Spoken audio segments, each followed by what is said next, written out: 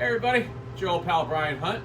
Welcome to another episode of 60 Seconds of Risk, and this place looks familiar. There's a reason. We're back with Steven Paul. Steven, good to see you again. Good to 2 see years you, later. Thank you again, as always. So we've actually been tracking Steven's entry into the world of retail liquor, because it was a distressed asset he acquired about roughly almost 2 years ago, correct? Yep. And for the past 2 years, as you've documented on this video, there's been a lot of changes you've done. First, you acquired this. You did a complete redo of the interior. Yep. You've installed software that's helping you be more efficient with tracking your inventory. You've brought on a minority partner who we've met on the show, Emma Coots. You've actually engaged in wholesale. Yep. And you've done a tremendous amount of content marketing, as well as unique sort of marketing examples as far as people can come in and get access to a lot of assortments of liquor that they're looking, especially bourbon. So you've done a lot in almost 2 years to get this ship righted. So 2 years into, or almost 2 years, where do we stand now? Last year, so 2023 was our first full calendar year. Okay. So now it's great because now we can compare January 2024 sales versus January 2023 sales. Got it. And right now we're tracking 80% growth 2024 versus 2023. Wow. So we've already almost done the volume of sales in 2023, and we're less than 15 days into the month. Amazing. So that's exciting. So, and then 2023 over 2022 sales, and we didn't own the store completely in 2022, so we were able to use some data from the previous owner plus what we did. Yeah. But we still ended up increasing store sales by 55%. That's amazing. That's amazing turnaround. And so, I would love to see those numbers consistently. That would be massively unrealistic. Sure. But we're on the right track, and hopefully, as we add more stores, we'll be able to keep those types of growth levels. So your intuition was correct in the sense you had an operation that historically could make pretty good money, but wasn't being managed properly. So distressed value. Come in, obviously put some blood, sweat, and tears, your own capital, time, money. But as a result of those efforts, you have turned the ship around, and now you're looking at a pretty profitable operation, right? Yeah, I mean, even for the short time that we had it in 2022 under our operation, our portion of the operational time in that year, we did show a small net profit. Okay. And unlike a lot of other small business owners, we've actually told our CPA, it's like, you need to make sure that we are profitable. There you go. We're not in this for the tax deductions. We want to grow, and the only way to grow is to be able to have access to capital. And if you're going to conventional lending sources, they want to see multiple years of profitability. Yeah. If you turn in tax returns that show a loss, you don't have money to pay the loan back. Why would we give you a loan? Correct. And obviously you've got an investor, and he's looking to get, return Yeah, on his capital. we're all looking to get a cash-on-cash return. Amen. Amen. So now we're at 2024. What do you anticipate? What's the plan for the rest of the year? Our goal is to have 5 stores by the end of the year. So try to buy 1 store a quarter. Okay. Or because of our experiences in 2023, we may even start standing up cold opens if it's in the right neighborhood. Okay. So for instance, we found a distressed store in the Irving area. We made offer on it. They said they were getting a loan from a family member. That fell through. They called us back.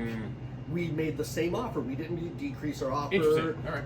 And because we weren't, and they hemmed and hawed and stopped returning calls. So now we like the area, and we've gotten a commercial real estate broker to start looking for a space, and we'll just help them make the decision to close. Understood.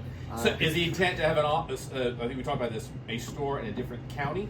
Correct. As a result of the wholesaling loss? Yeah, so it's and that's why we wanted that Irving one, because it is in Dallas County. Yeah. But we also made an offer the other day on another store that's also in Dallas County. So interesting.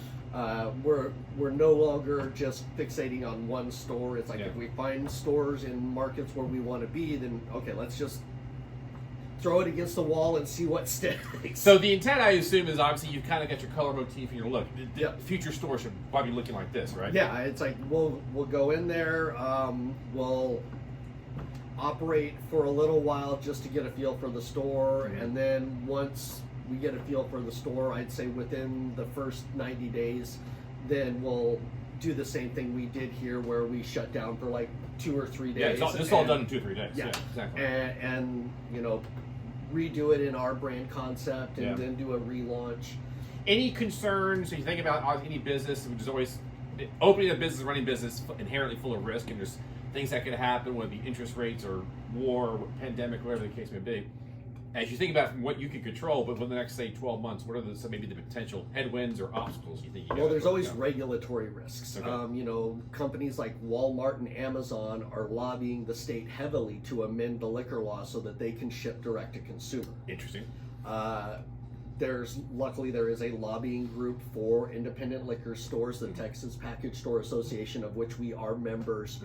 So they are the lobbying arm that goes in and kind of helps advocate for the small independent stores like us, so that someone like Amazon and Walmart can't come in and start putting liquor store in Kroger's and Safeways and Whole Foods.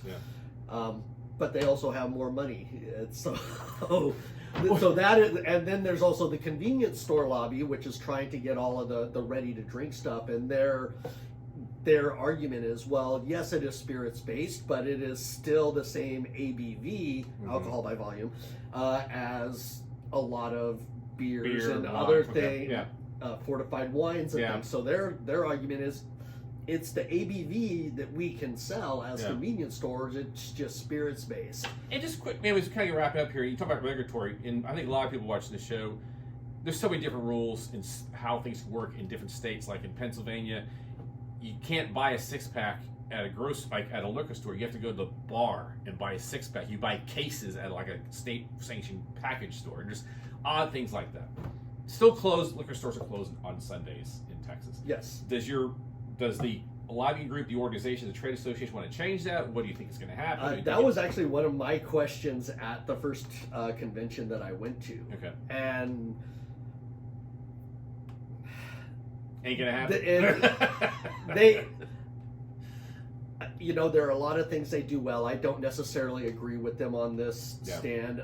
Their whole position on Sunday hours is, well, that's just more overhead for the store. I'm like, no, it's not. Having the ability to be open on Sunday doesn't mean I have to be. Correct. And having the ability to be open on Sunday doesn't mean I have to be open on, say, Monday. So if I have sales data that says during the games I make a ton of money, and on Monday I don't cover my overhead, why not allow me in a business-friendly state to be open Sunday and close Monday? I think it's a very valid point, because Chick-fil-A and Discount Tire in the state, they don't open on Sundays. They choose not to. Well, car dealerships actually can't. Well, car can't, but like Discount Tire. Or Discount Tire, they could. But Discount Tire is closed on Sundays. They choose to be closed on Sundays. Yeah, it's like, so if we are truly going to say that we are a low regulation state, and if we are truly going to say that we're a business friendly state, then let business owners make decisions that are best for their business based off of their environment. Solid point. Steven Paul, thank you as always. Appreciate it. If you guys, hopefully you enjoy this content, or if there's a certain topic or individual you want to see on the show, please post a note on LinkedIn. You can also subscribe to his videos and find this series of videos with Steven Paul on YouTube. And you can also find the links on Twitter, Facebook, and Substack. Until next time, guys. See ya. Bye.